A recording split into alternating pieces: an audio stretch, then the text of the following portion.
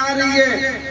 अरे आप जानते नहीं है, इसके चाचा ने, इसके पति ने और इसके जेठ ने हमारा जीना दूभर कर दिया, स्वर्ग पे अधिकार कर लिया, बड़ा मारा है। अब इसके गर्भ में भी कोई बालक है, भयानक राक्षस बनेगा और वह भी हमें मारेगा। मैं इसका गर्भ नष्ट कर दूंगा, फिर मैं इसे छोड़ दूंगा। अरे इंद्र, तुम्हें लोग देवता कहते हैं, तुम महान पापी निकले। बताओ, गर्भवती किसी महिला का गर्भ नष्ट करोगे? महाराज ये भयानक राक्षस है, तुम्हें कैसे मालूम? ये भगवान का परम भक्त है। तुम्हारे हिसाब से जमाना चलता है, संसार चलता है। अरे ठाकुर जी ही हैं जो पत्थरों पे फूल उगाते हैं।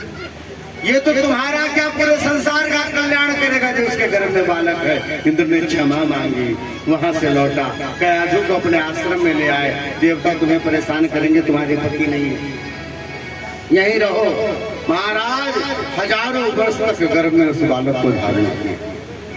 और वहाँ संत के यहाँ तो वही होता है, सुबह सुबह मंगला आरती, फिर प्रातः कालीन कीर्तन भैरवी राग में, उसके बाद फिर भगवान की श्रृंगार आरती, फिर श्रृंगार आरती का प्रसाद, चरणामृत, परिक्रमा, कीर्तन, स्तुति, दोपहर में फिर राग भोग, फिर सायंकालीन कीर्तन, कथा, सत्संग, और फिर शाम को नित्य का कीर्तन, सत्संग, कथा, फिर शाम को फिर से शयन आरती, भोग, राग, और फिर ठाकुर जी का नाम लेके सोना। वहाँ बीच में दूसरे के लिए जगह नहीं, यही नियम लगा है। गर्भ में रह करते नारद जी के उपदेशों को सुनते, मंदिर के कीर्तन सुनते, जैसा सुनते वैसा संस्कार बनता। जब लोग बहुत परेशान हुआ करते हैं कि महाराज बड़ी प्रतिकूलता हो रही है, तो स्मरण करना, जब गर्भ में बालक था तो आपने क्या क्या किया था। बोले हम तो बैठ के दिन भर चावल खाते थे, तो बट्टा चावल की तरह हुआ। वैसा ही जीवन में अपने संस्कार आते हैं।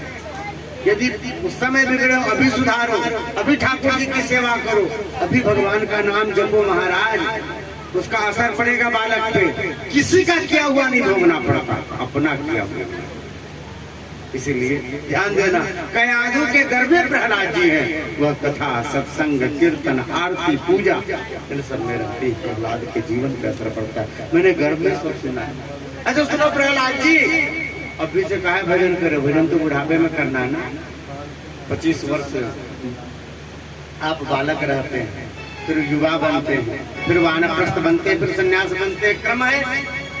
तो अभी ब्रह्मचारी गृहस्थ, फिर उसका बुढ़ापे में सब किया जाए। अभी तो हमारे खेलने की उम्र है, बालक तो खेलता है ना। अरे भैया ये तो ठीक है, लेकिन बुढ़ापा आ ही जाएगा, इसकी क्या गारंटी? इसकी कोई गारंटी नहीं है ना।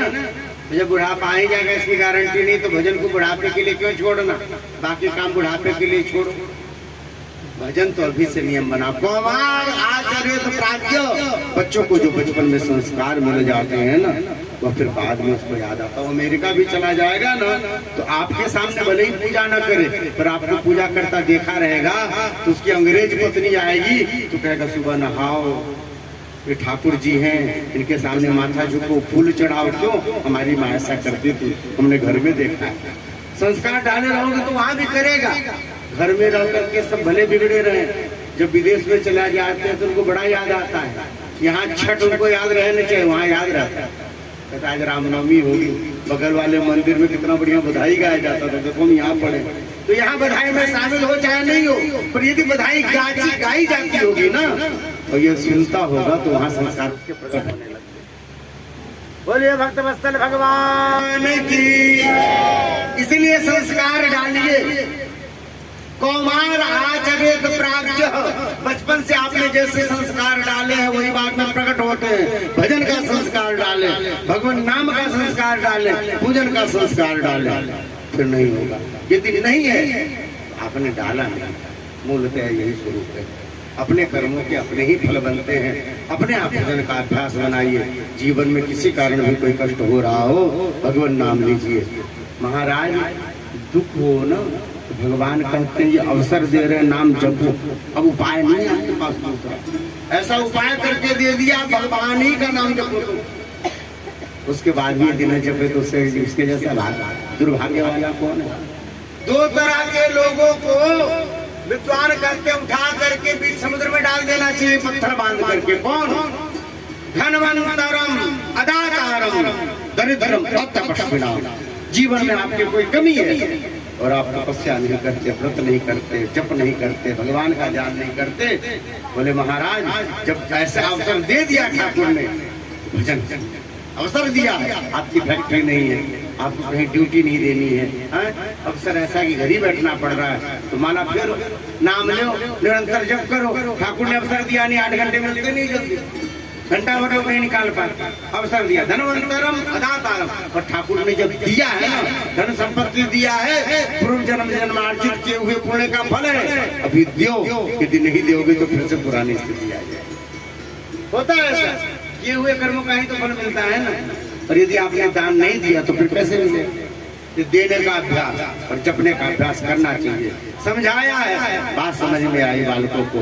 कीर्तन चलने लग गया, खबर पहुंची हिरण्यकशिपु के पास, बुलवाया बेटे को, क्या गलत सलत पढ़ा रहे हैं सब, गोद में लिया। अच्छा बेटा बताओ क्या पढ़ते हो तुम, आपके सिलेबस में क्या पढ़ाया जाता है? पिताजी मैं बताऊं मुझे क्या अच्छा लगता है, मैं क्या पढ़ता हूँ, मैं बताऊं क्या पढ़ते हो? अच्छा बताओ। पिताजी हमारे भगवान की 9 प्रकार की भक्ति होती है। श्रवणम कीर्तनम विष्णु, स्मरणम पाद सेवनम, अर्चनम बंदनम दास्यम, सख्यमात्म निवेदनम। बोले महाराज 9 प्रकार की भक्ति है, इसमें से एक का भी भक्ति आराधना कर ले, भगवान उसको अपना मानने लग जाते हैं, अपना लेते हैं। अरे अपने गोद से उठा के ऐसे फेंका जैसे वहां पे सांप चढ़ गया, झटकार के फेंका है, और सैनिक को बुलाया, इसका सिर मेरे सामने काट दो। जिसने मेरे भाई की हत्या की है उस श्री हरि की भक्ति मुझे पढ़ा रहा है, वो भी उसकी कैटेगरी बता रहा है, 9 प्रकार की होती है, काटो इसका। यदि ऐसा ये करेगा धीरे धीरे बीमारी पूरे राज्य में फैल जाएगी, लोग मुझे राक्षस कहने लग जाएंगे, दुष्ट कहने लग जाएंगे। दुष्ट लोग भी समूह बना लेते हैं, फिर संतों का मजाक उड़ाते हैं, काहे टीका लगाते हो, क्या होता है इससे? अरे महाराज ये संसार का स्वरूप है, खूब देखने को मिलता होगा ऐसा, लोग समूह बना लेते हैं। अब यहाँ हिरण्यकशिपु सोच रहा है कि कहीं इन लोगों ने समूह बना लिया तो मुझे कहेंगे तुम राक्षस हो, सुबह जगते नहीं हो, कुछ भी खाते हो, तो कम से कम हमारी टीम बड़ी हो। और लोग जितने भी शाकाहारी हो उनको कहें कहाँ मिला है सब, बात हो रहे हो, कुछ हुआ नहीं हुआ। हमारे अयोध्या के संत महात्मा थे, तो थोड़े राजसी प्रवृत्ति के हैं, तो वो कहते थे कि जो भजन करने वाले उन्हें वो दुख होता है महाराज, बड़ी गति होती है, बड़ी दुर्गति होती है। महाराज ये ज्ञान आपको कैसे आया? और उनका स्वभाव है, राजसी स्वभाव के हैं, स्वभाव के तो संत हैं, पर खाना पीना बढ़िया सेंट लगा के रहना ऐसा शुरू कर। तो कभी जो माला दिन भर फेरते रहते ना, दुख उन्हीं को होता है। कैसे आपको मालूम है? हमको मालूम है ना। अरे कुछ नहीं मालूम है महाराज, आप चले जाओ हॉस्पिटल में, दुखी लोग हैं, उसमें गिनके आई कितने % कंठी वाले हैं, तिलक वाले हैं, ऐसा नहीं है। दुख सुख हानि लाभ संसार में समान रूप से सबको आता है। कोई संत यदि दुखी दिखाई दे तो दिखता है, क्यों दिखता है? क्योंकि उसका मालिक मजबूत है, वो ठीक कर सकता है। लोग कहते हैं तुम्हारा मालिक तुमको ठीक नहीं कर, बात यही है। बाकी ऐसा थोड़ी ना कि भजन करने वालों को दुख मिलता है, ऐसा है नहीं महाराज, ऐसा कुछ नहीं है। भगवान की बड़ी कृपा है, और संतों के जीवन में तो जो आता है उसको बड़े प्रेम से अपना, सुख से अपनाते हैं। श्री चंद्रकला सखी जी के यहाँ उनकी पुत्र वधू इकलौता बेटा महाराज बीमार था, इलाज हुआ, बच नहीं पाया, और आखिरी में उसकी मृत्यु हो गई। मृत्यु हो गई, पूरा घर सन्नाटा में छा गया। उनके यहाँ संत सेवा होती थी, भगवान सेवा होती थी, इतना सब नियम था। और रात में अचानक इकलौता बेटा, 3 बेटियों में एक ही बेटा था, उसकी मृत्यु हो गई। अब सुबह होने वाला था, प्रातः काल 4 बजे जो है भगवान की प्रभाती गाने का घर में नियम, और घर में मृत्यु हुई है। अब क्या होगा? किसकी हिम्मत है जो जाके कहे कीर्तन करे? महाराज जिसका बेटा मरा था ना, वो पुत्र वधू आई हारमोनियम लेके, माँ 4 बजे रहे, भगवान के प्रभाती का नियम है, अपना नियम छोड़ दिया। अरे बेटे ने छोड़ दिया, वो इतने ही दिन के लिए हमारे पास आया था, पर हम अपना कीर्तन भजन क्यों छोड़े? और प्रभाती उसने गाना शुरू किया। महाराज जब वो गा रही थी, सबके आंखों से हरा बना। सुख दुख हानि लाभ संसार में जो आता है तो विधि के साथ लिखा हुआ है, भजन बने ये भाग्य से। भगवान नाम, भगवान महिमा, भगवान का नाम का जब भाग्य से होता है। महाराज उसका सिर काटने की आज्ञा थी, नहीं मरा, पर्वत से गिराया, समुद्र में डुबाया, आग में जलाया, सांपों से कटाया, खौलती हुई कला में डाला, नहीं मरा है, क्रोधित हो गया। पूछते हैं तुम्हें कौन बचाता है, कौन है जो तुम्हारी रक्षा करता है, मुझे बताओ। पिताजी, जो आपकी रक्षा करता है वही हमारी रक्षा करता है। जिसके बल से आप बली हो, उसी के बल से हम बली हैं, उसी के बल से चींटी भी बली है। पूरे संसार के रक्षक तो स्त्री हरि है। हिरण्यकशिपु ने पूछा, स्त्री हरि तुमने देखा है? बोले हाँ, सब जगह, सब जगह। मुझे क्यों नहीं दिखता? अरे आप प्रेम से नहीं पुकारते हो ना, इसलिए नहीं दिखता। आप भी मेरी तरफ बैठ के एक बार कीर्तन करो, झमाझम ढोल बजा के देखो, श्री हरि सब जगह से दिखेगी। भगवान थोड़ी भी दरवाजा चाहिए उनको आने के लिए, भगवान तो हृदय के अंदर से प्रकट हो जाएंगे। आप में भी तो वही भगवान है। तुम देख पा रहे हो? बोले हाँ देख पा रहा हूँ। अब इनके मन में आया, किसी ने पढ़ा दिया है बालक को जो सब में भगवान है, बोले इस खंबे में भी है। बोले हाँ। बोले यदि मैं खंबा तोड़ दूं, भगवान न निकले तो बच्चा जान जाएगा। ये सब किताबों में लिखा हुआ, ऐसा होता नहीं है। महाराज, बच्चे को विश्वास दिलाने के लिए हिरण्यकशिपु ने फिर पूछा, इस खंबे में है? बोले हाँ है। तो मुझे यदि खंबे में है तो मैं दिखाता हूँ तुम्हें। उठाया गदा, उठा करके प्रहार किया खंबे में, और इतनी जोर से ध्वनि हुई है, धरती हिली, आकाश हिला, दसों दिशाओं के कुंजर कांपने लग गए थे, भागने लग गए। पूरा का पूरा बादल छाया, धुआं छाया, अट्टहास की आवाज हुई है। अरे ये कौन है? घबराए सब, धरती हिलने लग गई, अपने आप को संभालने को बैठने लग गए सब। ऐसा कौन प्रकट हुआ? और कहते हैं उस खंबे को फाड़ करके परमात्मा प्रकट हो गए। सत्यम विधातुम निजभृत्यभासम भूतेषु चाक्रे चक्लेषु चात्मनि अतिष्ठ चाक्रुद्रूपमुत्तमं संभे सभायां नगृतम नमानुषम विशाल स्वरूप। अभी देखा यहाँ, अब बादलों के ऊपर, अब बादलों के ऊपर विशाल स्वरूप। अरे चरण मनुष्य जैसे, नर जैसे, नहीं मुख सिंह जैसा। अरे क्या है? ये नर है क्या सिंह है? अरे नहीं भैया, ये साक्षात भगवान नरसिंह है। बोलिए नरसिंह भगवान की जय हो। भगवान सब में है, पत्ते में है, पेड़ में है, कण में है, तृण में है, पर आप तोड़ेंगे तो भगवान नहीं निकलेंगे। पर आज उनके कोमल भक्त ने, छोटे से बालक ने कह दिया, भगवान ने सोचा मेरे भक्त की बात झूठी हो जाएगी। यदि आज मैं नहीं निकला तो भगवान माता पिता कहाँ खोजने जाते उतनी देर में। अब इस खंभे को माता पिता बनाया और भगवान उससे प्रकट। कितना प्रेम करते हैं भगवान, भयानक स्वरूप परमात्मा का। भगवान ने तुरंत हिरण्यकशिपु की तरफ देखा, जल्दी आंखों से हिरण्यकशिपु कांपने लग गया। इतना भयानक स्वरूप कभी देखा नहीं था। अरे जिनके चरणों तक स्वयं आ रहे हैं, उतना विशाल स्वरूप कांपने लग गया। अपने गदा को खोजने लग गया, मुझे जानते नहीं हो, मैं बड़ा दुष्ट हूँ, मेरा नाम हिरण्यकशिपु है, मैं जान गया। मेरे भाई हिरण्याक्ष को मारने वाले तुम ही हरि हो, मैं तुम्हें छोड़ूंगा नहीं। भगवान ने कहा तुम मुझे छोड़ो चाहे नहीं छोड़ो, मैं तुम्हें नहीं छोड़ने वाला। तूने मेरे भक्त को बड़ा कष्ट दिया है, तुम्हें मैं दंड दूंगा। और भगवान ने पकड़ा, उठा करके उसके अपने गोद में रख दिया। हिरण्यकशिपु ने कहा मुझे मारना चाहते हो, मारी नहीं सकते। क्यों? ब्रह्मा जी का आशीर्वाद मुझे प्राप्त है, वरदान प्राप्त है, मैं नहीं मरूंगा। क्या वरदान दिया ब्रह्मा जी ने? बोले मैं न घर के अंदर मरूंगा न बाहर मरूंगा। बोला अब कैसे मारोगे? बोले देख ले, न मैं घर के अंदर हूँ न बाहर हूँ, बीच देहली में बैठा हुआ हूँ चौखट पे। अब तो घबरा गए। बोले फिर भी मैं नहीं मरूंगा। बोले क्यों? बोले ना मैं धरती में मरूंगा ना आकाश में मरूंगा। बोले क्यों? बोले मुझे ब्रह्मा जी ने वरदान दिया है। बोले देख ले, धरती में तू है नहीं और आकाश में भी नहीं, मेरी गोद में पड़ा हुआ बीचों बीच। अब तो और घबरा गया। बोला फिर भी नहीं, मैं नहीं मरने वाला। बोले क्यों? न मैं दिन में मरूंगा न रात में मरूंगा। तो बोले देख ले बेटा, दिन तो चला गया, रात आई नहीं है, संध्या काल है, अब मार दे। बोले नहीं फिर भी मैं नहीं मरने वाला। बोले क्यों? बोले 12 महीने में किसी महीने में नहीं मरूंगा। बोले तेरे लिए 13वां महीना बना, इसको पुरुषोत्तम मास कहते हैं, यही महीना हिरण्यकशिपु के लिए। यही पुरुषोत्तम मास है, 13वां महीना। अब तो मरोगे ना? बोले नहीं, फिर भी मैं नहीं मरूंगा। बोले क्यों? बोले अस्त्र शस्त्र किसी से भी मेरी मृत्यु हो ही नहीं सकती, कैसे मारोगे? बोले इतने बड़े बड़े नाखून क्यों है मेरे? सिंह बनकर के इसीलिए तो आए, नाखूनों का काम पड़ेगा, इसी से तेरा ऑपरेशन करेंगे। अब तो घबरा गया। बोला फिर भी मैं नहीं मरूंगा। बोले क्यों? बोले ब्रह्मा जी की बनाई सृष्टि में मैं किसी के हाथों नहीं मर सकता, मैंने वरदान प्राप्त किया। अरे बेटा, ब्रह्मा मुझे नहीं बनाता, मैं ब्रह्मा को बनाता।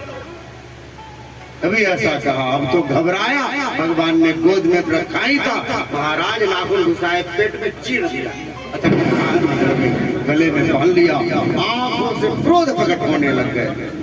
भयानक दिवस, सिंह का पूरे चेहरे में हथड़ियां लगी हुई, रक्त लगा हुआ, जोर से गर्जना कर रहे हैं। अब तो लोग डरे, भगवान के क्रोध में कहीं प्रलय न आए। देवता आए स्तुति किए, गंधर्व आए स्तुति किए, ऋषि मुनि आए स्तुति किए, सबने स्तुति किया, भगवान के क्रोध को शांत नहीं कर पाए।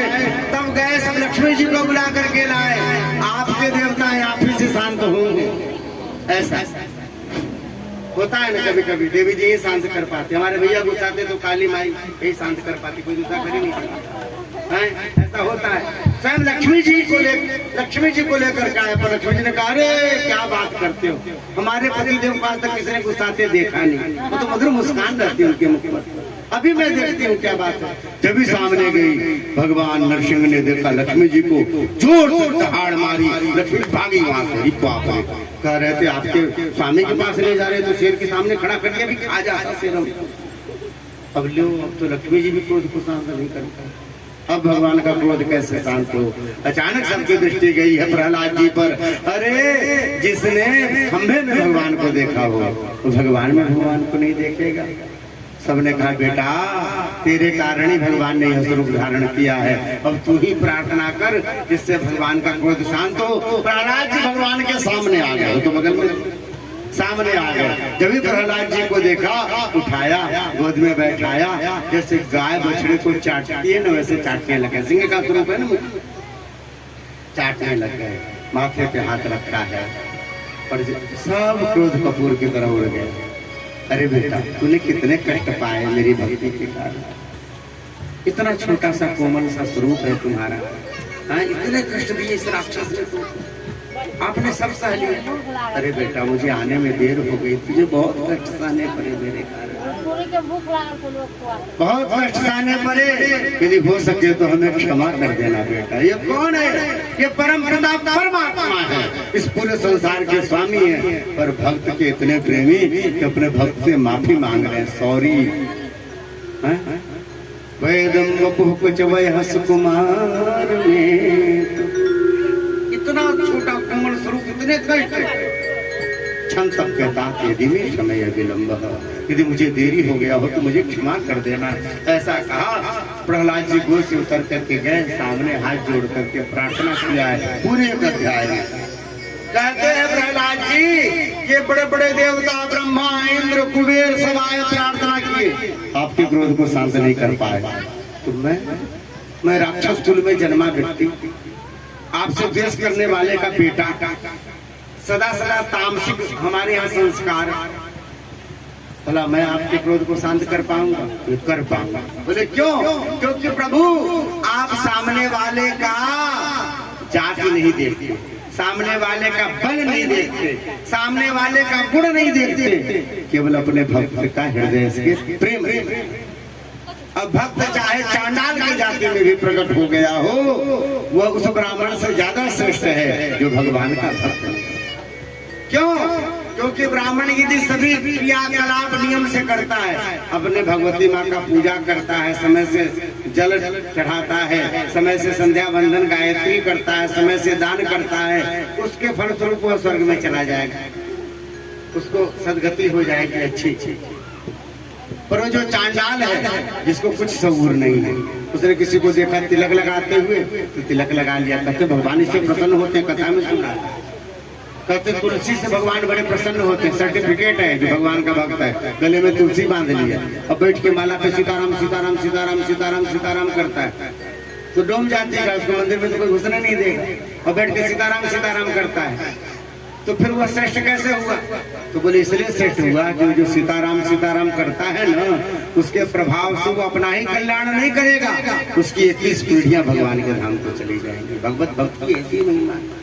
आप जो भजन करते हैं महाराज, एक गांव में एक भजन करने वाला जब तक रहता है, एक पतिव्रता स्त्री जो रहती है, जो अपने पति को ही परमेश्वर मानती है, कहते हैं वो गांव कभी समाप्त नहीं होता। चाहे बाढ़ आ जाए, चाहे विपत्ति आ जाए, वो गांव जिंदा रहेगा उस भजन करने के वाले के बल से, उस पतिव्रता का। उसमें इतना सामर्थ्य है, पूरे गांव को बचा सकती है। तो प्रभु इस भक्त की आपने सुन ली और आपका क्रोध शांत हो गया। आप सच में कृपालु हो। हम छोटे से जीव के प्रति आपका कितना प्रेम है। भगवान प्रसन्न हुए, बोले कुछ मांग ले प्रहलाद। बोले कुछ नहीं चाहिए, आपका दर्शन हो गया। इसकी भी कल्पना नहीं थी। हम सामान्य राक्षस आपके दर्शन कहाँ कर पाते, आपने दर्शन दे दिया, सब मिल गया, कुछ नहीं चाहिए। बोले नहीं नहीं, फिर भी मांगो। तो मांगोगे तो मुझे देने में अच्छा लगता है। बच्चे कभी भी मांगते हैं तो पिताजी को प्रसन्नता होती। बोले मांग ले। तो प्रभु यदि देना चाहते हो तो हमारे पिताजी ने आपसे बड़ा द्वेष किया जीवन भर, इनकी दुर्गति न हो। संतों को सताया, ब्राह्मणों को सताया, आपके नाम लेने वालों का बड़ा तिरस्कार किया, इनकी दुर्गति न हो, क्योंकि शरीर के कारण तो यही है ना। भगवान हंसने लगा, अरे बुद्धू, अभी तो मैंने तो प्रार्थना की कि आपका जो भजन करता है उसकी 21 पीढ़ियां जो है भगवान के धाम को जाती हैं। ये तो तेरा बाप ही है, इसकी दुर्गति कैसे होगी? दूसरा कुछ मांग ले। तब प्रहलाद जी ने कहा, तब यही वरदान दो कि आपसी के चरणों में आके कुछ मांगने का मन है। क्या मांगना प्रभु, सब तो आपका दिया हुआ। इतनी कृपा आपने की, इसके बाद भी आपसे मांगने का मुंह खुले तो हम कितने विधर्मी हैं, कैसे मूर्ख हैं। बस यही कृपा करो कि आपके चरणों में कभी मांगना ना पड़े। बड़ा बढ़िया पद है, हम लोग सब मिलकर श्रवण करते हैं। जय जय। मेरे सिर पर रख दो बाबा अपने ये दोनों हाथ, देना है तो दीजिए जन्म जन्म का साथ।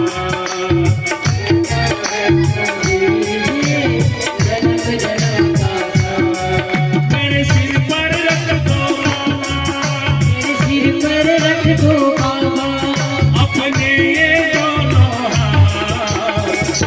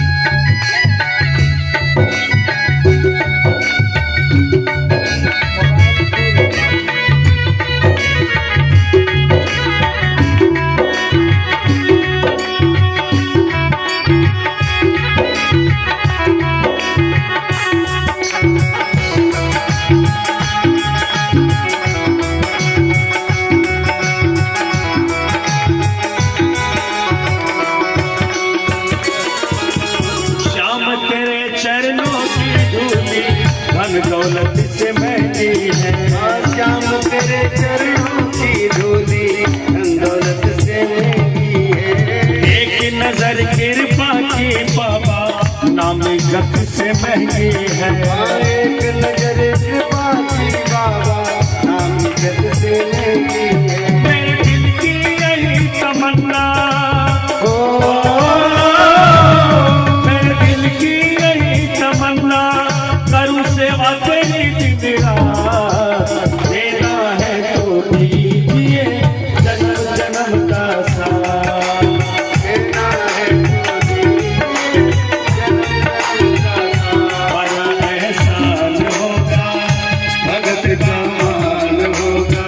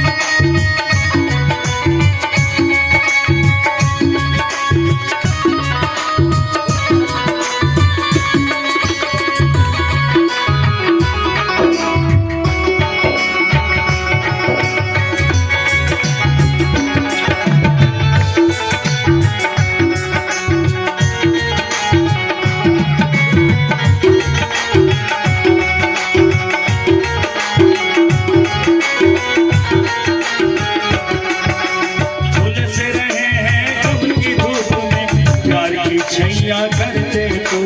झुलस रहे हैं गम की धूप में प्यार की छैया करते तो। बिन माझी के नाम चले ना अब पतवार पकड़ ले तू। बिन माझी के नाम चले ना पतवार मेरा रास्ता रोशन कर दे मेरा रास्ता रोशन कर दे छाई अंधियारी रात। देना है तो दीजिए जन्म जन्म का साथ। देना है तो दीजिए जन्म जन्म का साथ।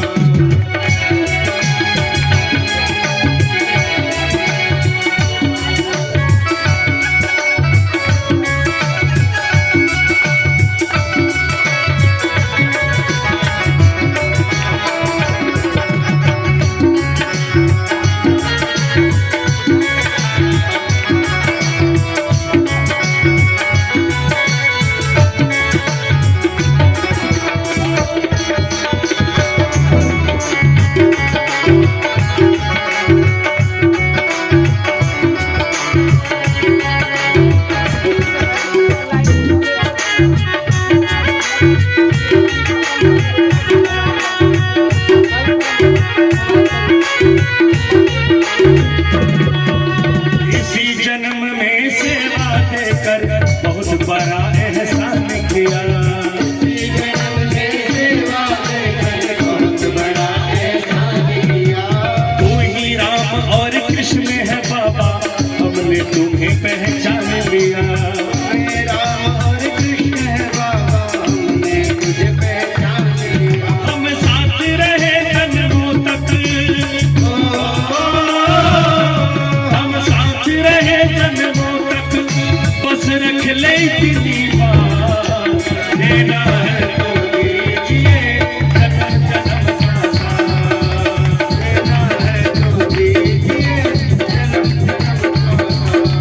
मेरे सिर पर रख दो मेरे सिर पर रख दो अपने ये दोनों हाथ। देना है तो दीजिए जन्म जन्म का साथ। देना है तो दीजिए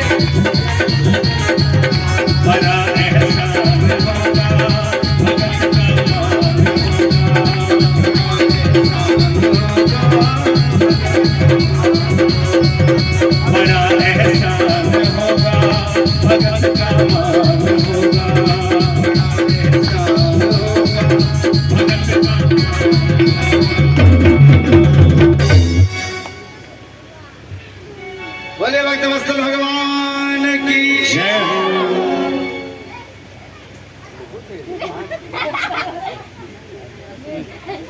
सुना है हमने शरणागत को, सब लाइन अच्छी, अपने गले लगाते हो, ऐसा हमने क्या मांगा जो देने में सब चाहते हो।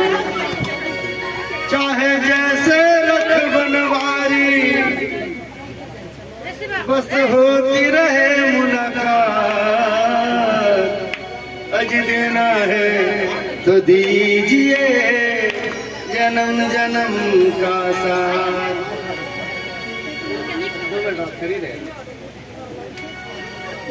बोले भक्तवत्सल भगवान की। महाराज 8वें स्कंद की कथा शुरू होती है। प्रारंभ के 3 अध्यायों में गजेंद्र मोक्ष का वर्णन है। अरे भगवान को जो पुकारता है, भगवान जाति वर्ण स्वरूप कुछ नहीं देखते, पुकार सुनते हैं। इसने मुझे बुलाया है। कहते हैं सुखदेव जी, राजा भगवान तो अपने इतने भक्तों के लिए प्रिय है, भक्तों का मन रखने वाले हैं। एक बार हाथी ने भी पुकारा था तो भगवान दौड़ कर आ गए। एक गजेंद्र नाम का बड़ा सा हाथी और तालाब में जल पीने गया, ग्राह ने पकड़ा, बहुत विशाल शक्तिशाली था। पूरे परिवार वालों ने मिलकर के मदद की। 1 दिन 2 दिन 4 दिन 1 महीना 2 महीना, पर ग्राह तो जल का जीव है और जल में उसकी शक्ति ज्यादा थी, निकल नहीं पाया। परिवार वाले छोड़ के चल दिए, अकेला पड़ा। जब देखा मैं अकेला पड़ गया, आकाश में देवता देखने लग गया देवताओं को जो कोई मुझे बचाने आए। जब कोई नहीं आया है और वर्ष के वर्ष बीत गए लड़ते हुए, जब थकने लग गया, आंखें बंद की, मेरा कोई नहीं है, किसी ने तो मुझे बनाया होगा। और अपने बनाए हुए पे तो बड़ी ममता होती है ना। आप कुछ बनाते हो तो आपको बड़ा ख्याल रहता है, मेरा बनाया हुआ ये सुरक्षित रहना चाहिए। कोई तो होगा जो मेरा ख्याल करता होगा, जिसका मैं बनाया हुआ हूँ। वह जो देवता है वह मुझे आकर के बचाए। और उसने गजेंद्र मोक्ष सूत्र का पाठ किया। जब चारों तरफ से हारा तो कहा, श्याम अब तेरा ही सहारा है। महाराज आंखों से आंसू आए, ग्राह खींच के ले जा रहा था और उसने नारायण को जब भी पुकारा है, भगवान नारायण अपने पांव में चप्पल नहीं पहन पाए, खड़ाव नहीं पहन पाए, भागे खाली पैर। गरुड़ ने कहा, प्रभु हमारी सेवा तो ले लो। पीठ पर बैठ करके दौड़े हैं। जब भी परमात्मा को देखा डूबते हुए, उस गजेंद्र ने अपने सूंड से कमल का फूल तोड़ा, कहा कि अब मर रहा हूँ, यह अंतिम पूजा तुम्हारे चरणों में है। जब भी ऊपर किया सूंड, भगवान ने गज को पूरे ग्राह के साथ बाहर निकाला, सुदर्शन चक्र चलाया, सिर कट गया ग्राह का। और कहते हैं भगवान ने बचा लिया उसे। यह इंद्रद्युम्न नाम का राजा था, पिछले जन्म में बड़ा भजन किया करता था। एक बार ध्यान में बैठा एक महात्मा आया, बहुत देर तक टोका नहीं। जब अच्छा शरीर बड़ा भारी हो गया है, संत महात्मा आए तो उसके प्रणाम भी नहीं कर सकते हो, जाओ हाथी बन जाओ। शाप दे दिया महात्मा ने, या हाथी बना अगले जन्म में। पर कहते हैं जब आड़ा टेढ़ा समय आया, जब कोई बचाने वाला नहीं आया, आंखें बंद की तो पिछले जन्म में किए हुए भजन और स्तोत्र याद आए। इसलिए कहते हैं महाराज, यह क्रम बना के रखो, आपका किया भजन कभी व्यर्थ नहीं जाता। और वहां भगवान ने आकर के रखा। जब दुख का समय आया ना, तो समझो भगवान ने अलार्म लगाया, घंटी बजाई है, भजन कर लो, अवसर दे रहे हैं। यदि ऐसे समय में भगवान का याद नहीं करे व्यक्ति और संसार को याद करते रोए, उससे बड़ा दुर्भाग्य वाला कोई नहीं। दुखों से अगर चोट खाई न होती तो तेरी प्रभु याद आई न होती। टेढ़ा समय आए ना तो हरि बोलो, बार बार ठाकुर को स्मरण करो। अवसर दिया ठाकुर ने नाम लेने का, और भगवान के नाम में दुख मिटने की शक्ति है। लो महाराज, लेना चाहिए। समुद्र मंथन की लीला आई। महाराज देवता श्रीहीन हुए, उन्होंने भगवान के निर्माल्य का अपमान किया। बड़े ध्यान से सुनना कथा को, थोड़े में कहे कर हैं और यदि आप नहीं सुनोगे तो निकल जाएगी। भगवान के ऊपर जो आप पूजा करते हैं, फूल आदि चढ़ाते हैं, उन फूलों को अच्छी जगह पे रखो जहाँ पैर न लगे। कई बार लोग फेंक देते हैं, नाली में फेंक देते, नहीं करना चाहिए। इससे श्रीहीनता आती घर में। क्योंकि भगवान की सेविका लक्ष्मी जी हैं, वो देखती हैं कि हमारे पति का यह अपमान कर रहे हैं। भगवान के निर्माल्य की बड़ी महिमा है। एक बार भगवान का दर्शन करने के लिए दुर्वासा ऋषि गए वैकुंठ में। भगवान ने अपने गले का माला दुर्वासा ऋषि जी को पहना दिया। दुर्वासा ऋषि बड़े प्रसन्न हुए। भगवान कितने कृपालु, अपने गले को माला पहना दिया, कितनी कृपा की भगवान ने। जा रहे थे, रास्ते में इंद्र मिल गया, ऐरावत पे बैठा हुआ। उसने उतर करके प्रणाम किया। दुर्वासा ऋषि को सब डरते हैं, प्रणाम किया। बाबा है, क्रोध आया। वो बड़े प्रसन्न हुए, देखो तो विनम्रता, अरे देवराज इंद्र है, फिर भी उसने प्रणाम किया उतर करके। कितनी विनम्रता उसके में। लो बेटा, ये भगवान के गले की माला है, लो तुम्हें पहनाते। सोचा मन में, हम पहन रहे थे तो इसकी छवि हम देख नहीं पा रहे, पहनने पे कैसी लगती है। तो इंद्र पहनेंगे तो देख पाऊंगा। तो महाराज इंद्र ने पहना गले में, और गले में पहना। हाथी ने सूंड उठा के अपने को सलाम किया। हाथी पे प्रसन्न हो गया और उसने अपने गले से वो माला उठा, उसे क्या मालूम, हाथी के गले में पहना दिया। अब हाथी भले ही इंद्र का ऊपर, हाथी तो है ही, उसने गले से माला निकाली और उठा के पैर के नीचे रोक दिया। दुर्वासा ऋषि आगे जा रहे थे, विचार किया, एक बार इंद्र को देखे तो माला पहना हुआ कैसी इसकी छवि लग रही है। घूम करके पीछे मुड़ करके देखा, अरे राम राम, ये तो हाथी के पैरों के नीचे भगवान की माला को कुचलवा दिया इसने। शाप दे दिया, जाओ तुमने भगवान के निर्माल्य का अपमान किया, ऐसी जगह फेंक दिया, जाओ तुम श्रीहीन हो जाओ। जिसके कारण तुम बलि हो, तुम स्वर्ग के अधिपति हो, स्वर्ग तुम्हारे हाथ से चला जाए। हुआ ऐसा ही, शाप लग गया महाराज। राक्षस बलि हो गए, जाकर के स्वर्ग पे आक्रमण कर दिया, खाली करा दिया पूरे स्वर्ग। अब देवता मारे मारे फिरने लग गए। पहुंचे ब्रह्मा जी के पास भगवान, और ब्रह्मा जी ने भेजा विष्णु जी के पास। भगवान ने कहा कि अमृत निकालो समुद्र से, सब लोग पियो, बलि हो जाओगे, तब तुमको राक्षस लोग मार नहीं पाएंगे। अकेले नहीं कर सकते, उनको भी मिला लो, उनसे जाकर के दोस्ती कर लो, संधि कर लो। अमृत सबको चाहिए, जवान सब होना चाहते हैं। महाराज देवताओं को मिला लिया, बासुकी को लेकर के आए, सुमेरु को लेकर के आए, मंदराचल को, और मथानी बनाई और मंथन करना शुरू किया। समर्थ नहीं हुए, भगवान ने 4 रूप ग्रहण किए यहाँ पर। प्रथम में कच्छप बने, अपने ऊपर धारण किया। जब चल नहीं पाया है तो भगवान स्वयं अपने हाथों से चलाए, स्वरूप धारण कर अमृत का कलश लेकर के हाथ में प्रकट हुए धन्वंतरी के रूप में, और चौथा अवतार लिया मोहिनी के रूप में। जब अमृत कलश छिन गया था धन्वंतरी के हाथ से, तो मोहिनी बन करके भगवान ने सबको अमृत बांटा। 14 रथ निकले थे, अमृत पिला दिया देवताओं को। देवता बलि हो गए, सभी राक्षस मारे गए, सब मारे गए हैं। पुनः संजीवनी विद्या के द्वारा बलि ने जीवित कर लिया, बलि को जीवित कर लिया शुक्राचार्य जी ने, और फिर से शक्तिशाली बना दिया ब्राह्मणों की सेवा से, संतों की सेवा से। महाराज जिसके पक्ष में भगवान खड़े थे देवताओं के, बलि ने उनको भी जीत लिया। किसके पास? ब्राह्मणों की सेवा करने से। ब्राह्मणों की सेवा का बड़ा फल होता है। कई बार लोग कहें, ब्राह्मणों को भी कहें महाराज कुछ पूजा पाठ करो, कुछ दान करो। बोले हम तो खुद ब्राह्मण है, हम क्या करें? तो बोले अपने माथे में खुद ही जल डाल दिया करो, बिलपत्र चढ़ाने करो। बोले बाबा ऐसा करते हैं क्या? नहीं, हम ब्राह्मण है तो हमको ब्राह्मण की सेवा करनी, हमें भी दान करना, हमें भी पुण्य करना। नहीं करोगे महाराज तो आपने मानव शरीर के मिलने का जो फल है वह प्राप्त नहीं किया। क्यों? जब कुत्ते, गधे, चींटी, बिल्ली बन जाएंगे तो कोई नहीं कहेगा कि दान करो, गंगा जल चढ़ाओ। बोले बाबा को यह शरीर हमें इसलिए मिला है कि आप पुण्य कीजिए, और पुण्य के फलस्वरूप सुख पाएंगे। स्वर्ग पे अधिकार कर लिया, फिर देवता मारे मारे फिरने लग गए।